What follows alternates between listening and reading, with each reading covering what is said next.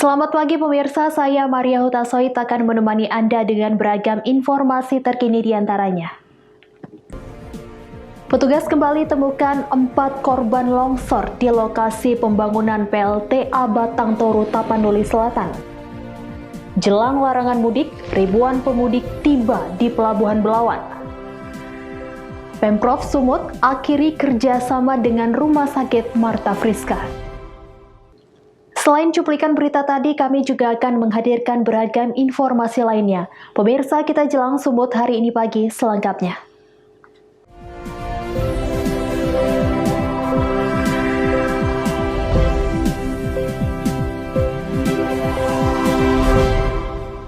Kita ke informasi pertama pemirsa, memasuki hari kelima pencarian korban longsor di lokasi pembangunan PLTA Batang Toru, Tapanuli Selatan, petugas kembali menemukan 4 jenazah korban. Keempat jenazah ini ditemukan hanyut sejauh 40 km dari lokasi kejadian longsor.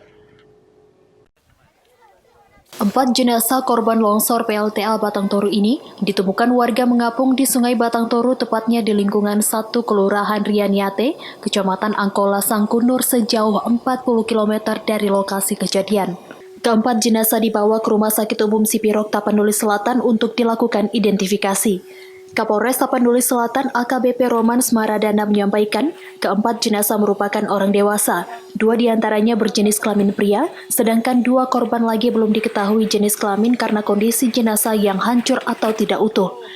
Saat ini petugas Inafis Polres Tapanuli Selatan bersama keluarga korban tengah melakukan identifikasi terhadap 4 korban tersebut. Dari data yang kita dapatkan bersama tim evakuasi, itu sampai dengan hari ini sudah didapatkan 9 korban. 9 korban yang sudah teridentifikasi, sudah mendapatkan ada 2 tadi malam, kemudian siang hari ini juga 2. Di mana dia ditemukan korban itu? Di aliran Sungai Batang Toru semuanya.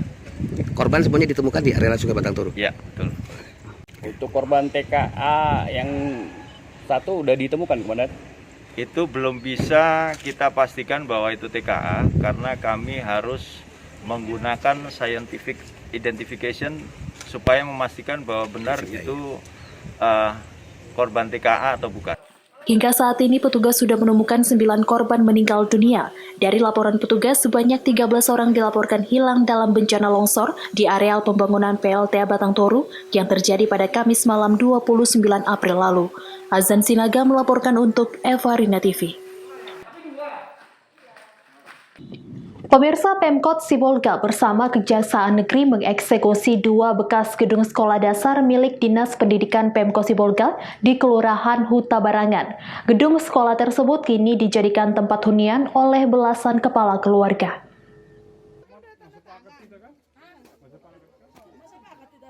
Kedua bekas gedung sekolah dasar yakni SD 084090 dan 084081 yang dieksekusi tersebut berada di atas lahan seluas 1.840 meter persegi dan 1.845 meter persegi. Dieksekusinya kedua bangunan itu dikarenakan selama puluhan tahun kedua bekas bangunan sekolah dasar tersebut dijadikan tempat hunian secara ilegal oleh belasan kepala keluarga. Wakil Wali Kota Sibolga Pantas Lumban Tobing menjelaskan kedua bekas bangunan sekolah dasar itu jelas milik Pemkot Sibolga sesuai dengan akte administrasi aset daerah dan harus diambil alih keduanya untuk menunjang keberlangsungan pembangunan kota Sibolga. Sebelum melakukan eksekusi, pihak Pemkot sebelumnya telah melakukan pendekatan kepada masyarakat dan juga menetapkan tenggat waktu pengosongan hingga awal tahun depan. Nah, selama ini dikuasai oleh warga sekitar di sini, tetapi kemarin kita sudah melakukan pendekatan kepada mereka dan mereka sudah melakukan, kita pemerintah Kota Sibolga juga melakukan perjanjian dengan masyarakatnya untuk tahun depan, kalau tidak keliru nanti tahun depan Januari atau Februari mereka sudah mengosongkan lahan tersebut. Sebenarnya ini sudah tercatat juga di aset pemerintah Kota Sibolga, cuman mungkin pada saat pemerintah dulu tidak dibutuhkan untuk pembangunan. Nah, kita di pemerintahan kita ini akan kita ambil dan kita kuasai sehingga akan kita lakukan untuk pembangunan ke depan. Sementara itu, Kepala Kejaksaan Negeri Sibolga menyebut eksekusi lahan ini merupakan upaya kejaksaan untuk mengembalikan semua aset Pemkot Sibolga yang selama ini banyak dikuasai oleh pihak ketiga. Adanya pengeksekusian aset dari pihak ketiga itu milik Pemkop, itu menindaklanjuti adanya MOU antara Pemkop dengan Kejaksaan, ditindaklanjuti dengan SKKH, surat kuasa khusus, yang untuk menarik semua aset-aset Pemkop. Dan ini adalah lahan SD kurang lebih yang dua bidang, satu bidang 1.850 meter, satu lagi 1.400 lebih. Jadi totalnya kurang lebih 3.000 lebih. Nah, ini aset sudah dikuasai oleh pihak ketiga 39 tahun. Kalaupun tadi dihitung sama Pak Wakil, kalau andaikan ini dikembalikan atau dikosongkan pada Januari 2022, genaplah mereka menguasai 40 tahun. Dalam aksi eksekusi tersebut, masyarakat yang menghuni di beberapa lokasi bekas gedung sekolah dasar terlihat aman tanpa sedikit pun melakukan perlawanan. Baharudin Simanulang melaporkan untuk Eva Rina TV.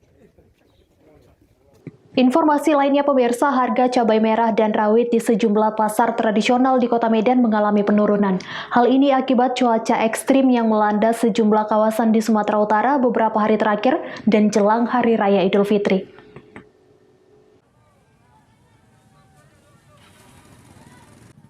Harga komoditas cabai merah dan rawit di pasar tradisional Simpang Limun, Kota Medan, Sumatera Utara mengalami penurunan. Hal ini merupakan dampak cuaca ekstrim di musim penghujan beberapa hari terakhir. Berdasarkan keterangan salah satu pedagang Nurhayati Sitanggang, cabai merah rata-rata dijual Rp22.000 per kilogram dari sebelumnya Rp28.000 per kilogram. Sedangkan cabai rawit mengalami penurunan dari sebelumnya Rp28.000 menjadi Rp22.000 per kilogramnya. Menurutnya penurunan harga cabai tersebut sudah berlangsung selama 4 hari belakangan, ditambah kualitas cabai menurun. Selain cabai, penurunan juga terjadi pada beberapa komoditas lainnya, seperti bawang merah dari sebelumnya Rp35.000 menjadi Rp28.000 per kilogram.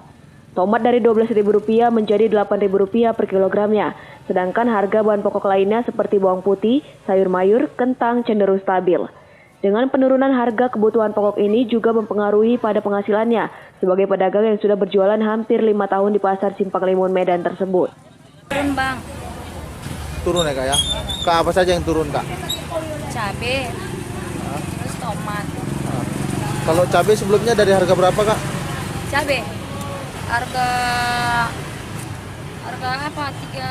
Harga 28. Sekarang udah 22 sekilo. 22 sekilo ya kak. Terus kemudian tomat kak? Tomat sekarang 8.000.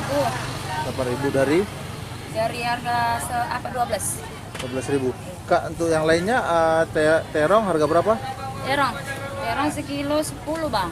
10. Terus sayur lainnya kak? Sayur. Wortel. Sayur 10.000. Kalau saya pahit, saya manis 4.000 sekilo. Kalau saya putih 5.000 sekilo. Kak, dengan harga turun seperti ini kak, bagaimana harapan kakak? Apakah mengganggu perekonomian kakak sendiri enggak? Enggak sih bang, cuman pembeli ini kalau tinggi harga ya orang itu pun agak juga berpikir belanja kalau tinggi. Jadi sejauh ini kak, selama masa pandemi COVID ini penjualan kakak menurun atau meningkat kak? Kalau harga turun ya makin turun pendapatan bang. Kalau tinggi harga agak lumayan pendapatan. Iya bang. Kak, cabai rawit kak berapa kak? Cabai rawit turun juga bang, harga 22 per kilo. Dari 28 sama harganya. 28 ya. Sejauh ini keseluruhan ketersediaan stok kebutuhan pokok yang dijualnya masih mencukupi jelang Hari Raya Idul Fitri. Wahyu Pratama melaporkan untuk Eva Rina TV. Sumut hari ini masih akan kembali sesaat lagi, tetaplah bersama kami.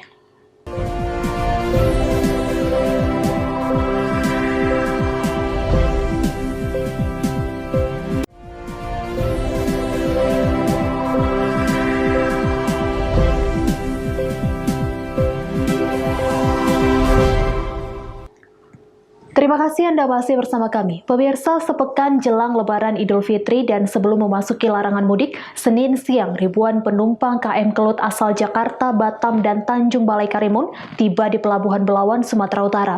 Sebelum berangkat, penumpang diwajibkan tes antigen.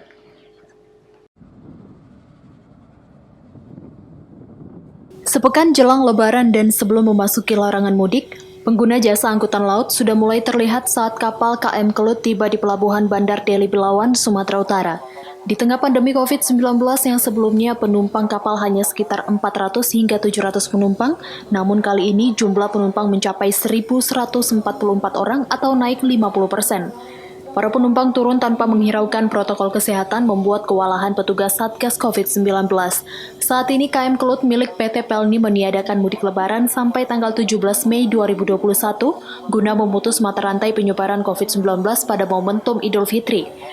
Salah satu penumpang asal Batam, Zuraida, sebelum berangkat dan naik ke kapal Kelut, penumpang diwajibkan tes antigen dan diperiksa kesehatannya oleh petugas pelabuhan. Dari mana, Bu? Kami dari Batam. Di Batam kerja atau gimana? Di Batam kerja atau gimana? Kerja saya. Jadi pulang kampung gitu ya? Iya, untuk apa lebaran kebetulan ada ponakan yang mau married, sekalian lebaran lah kan, bertemu sama keluarga. Kemarin gimana menyuratnya persiapannya sebelum naik kapal gimana, Bu? Sebelum saya naik kapal, saya tes antigen, ya kan, ke rumah sakit. Habis itu setelah selesai antigen kita mau berangkat, terus kita tunjukkan hasilnya, ya kan, kita mau berangkat. Nah, setelah diperiksa udah oke, dicap sama petugas pelabuhan Batu Ampar, baru kita boleh masuk. Itu memang yang katanya memang yang terakhir hari ini ya, Bu? Iya, memang terakhir hari ini. Jadi ngejar hari ini, Bu, ya Iya, pulangnya? ngejar hari ini pulangnya. Kalau enggak nanti kapal laut nggak ada. Kalau pesawat kan udah mahal tiketnya. Oh, dan yang tidak boleh ya? Iya, Sementara itu, Kepala Bagian Operasi PT Pelni Medan mengatakan meski tetap melakukan pelayaran dengan membawa logistik, namun kapal milik PT Pelni tidak membawa penumpang kecuali ada yang sakit. Ini dari mana nih, Pak? Dari Jakarta, Batam, Tanjung Balai, Pak, untuk kebijakan pemerintah nih Bang untuk larangan mudik ini seperti apa Bang untuk Pelni? kita tetap melakukan sesuai dengan larangan pemerintah, dilarang mudik. Jadi nanti kita besok berangkat, kita ngambil penumpang sampai ke Batam aja, ke Priok kita tidak. Jadi dari tanggal 6 sampai tanggal 18 itu udah nggak ada lagi pelayaran. Pelayaran tetap, kapal kita tetap jalan tapi bawa logistik. Tapi Penumpang tidak, kecuali dia ada syaratnya tadi, ada yang sakit, tentara atau segala macam, harus ada stempel basah, baru kita verifikasi, baru kita layani. Pak, untuk kedatangan hari ini, Pak, ini yang terbanyak ini, Pak, selama bulan puasa, Pak? Iya, bisa dibilang ya. Iya, tapi belum sampai 50% dari dispensasi, sesuai dengan kapasitas yang ditentukan. KM Kelut mengikuti peraturan pemerintah dengan larangan mudik menggunakan jasa angkutan laut guna memutus mata rantai penyebaran COVID-19. Wahyu Pratama melaporkan untuk Eva Rina TV.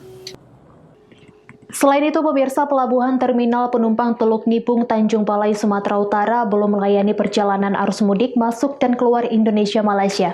Penutupan dilakukan karena COVID-19 terus meningkat serta mendukung kebijakan pemerintah dalam larangan mudik.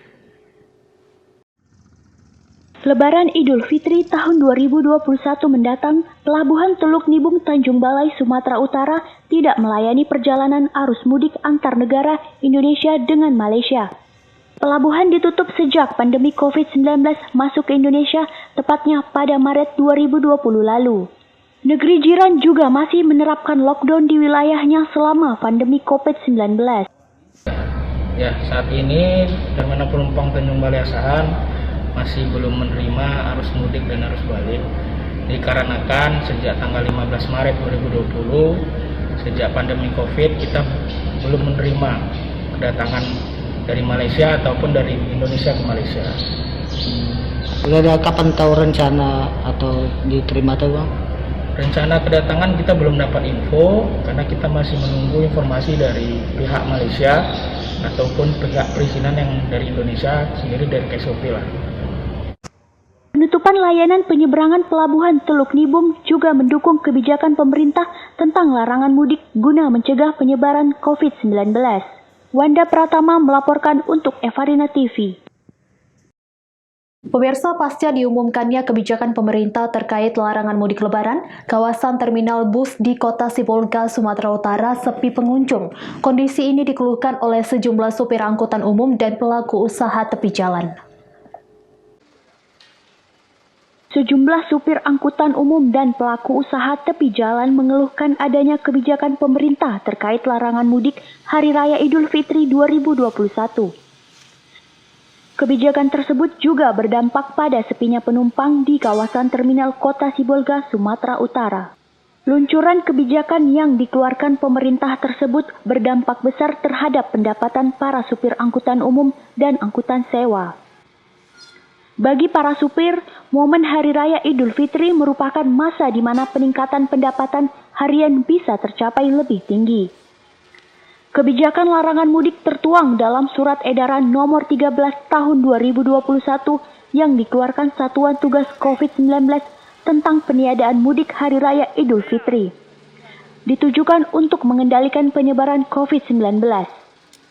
Sepinya penumpang bus dalam terminal berdampak pada penurunan pendapatan hingga lebih dari 50%. Sejumlah bus terlihat terparkir tanpa penumpang di Terminal Kota Sibolga.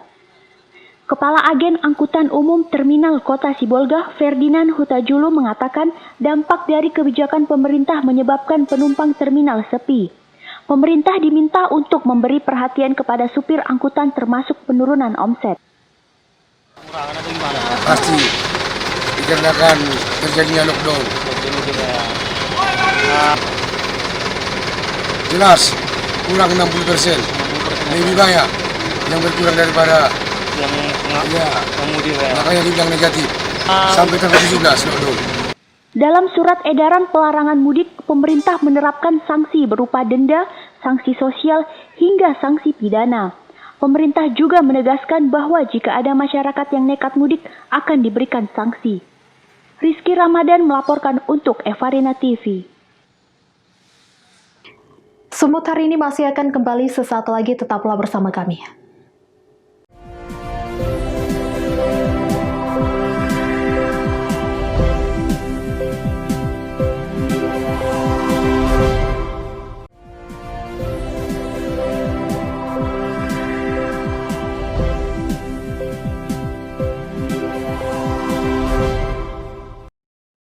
Terima kasih Anda masih bersama kami.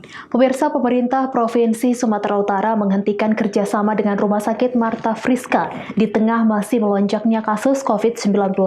Padahal Rumah Sakit Marta Friska menjadi salah satu rujukan utama yang ditunjuk Pemprov untuk menangani pasien COVID-19 lebih dari setahun terakhir. Pemprov Sumatera Utara dengan pihak Rumah Sakit Marta Friska sepakat untuk mengakhiri kerjasama penanganan pasien COVID-19 per 4 Mei 2021. Sebelumnya pada April tahun lalu, Pemprov menjadikan rumah sakit rujukan utama pasien COVID-19.